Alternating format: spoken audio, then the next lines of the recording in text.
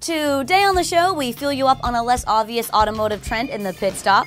We also take a look at the 2011 Subaru WRX and WRX STI, and we talk to our NASCAR driving friends about some other cars.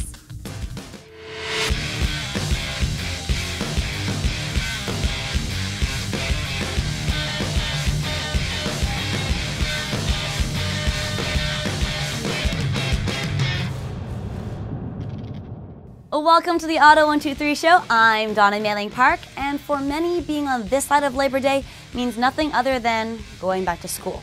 So in the name of education, we have a very special pit stop for you today that fills you up on a less obvious automotive trend.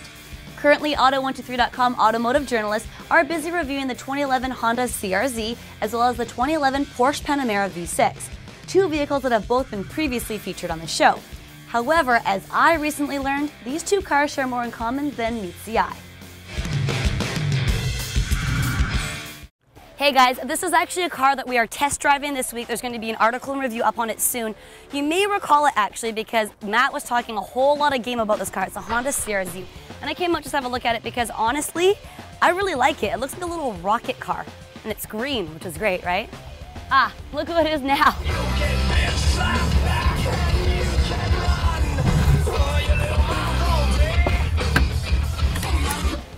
Hey, show off. What you talking about? Look at you in your high-polluting fancy sports car. High-polluting, fancy, yes. Prestige, yes. But high-polluting, no way.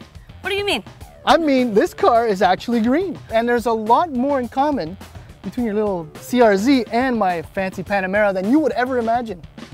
Why don't you tell us about it? I think I will. First of all, if you look at the profile of both cars, they're both really sleek. So aerodynamics, big #1 point to make these cars green. The other one, which is becoming more and more common on a lot of cars, are drive modes.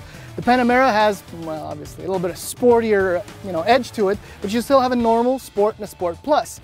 In the case of the CR-Z, well, you got eco, normal, and sport. See, similarity right there. And lastly, the final feature that they both share is start-stop technology. Actually, this Panamera is the first non-hybrid that I test drive that is equipped with it.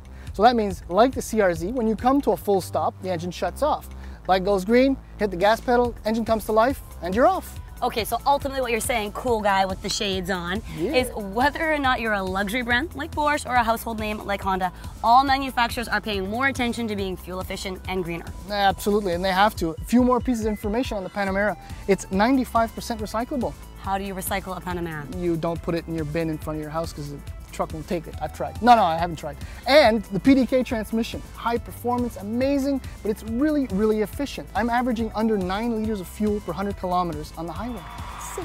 That's actually pretty impressive, I have crazy. To say. Yeah. Okay, but let's be honest here. There's a pretty big difference between these cars. For all the similarities that you mentioned, maybe. What's the difference again? Well, a little difference. Well, it's a Porsche, so it's a little under 90 grand base price, and it's a Honda, so it's a little over 23,000 base price. What's next? Well, Porsche actually is going to up the ante because the hybrid, Panamera hybrid is coming, and there's a Cayenne hybrid, and I mean, every manufacturer is jumping on board.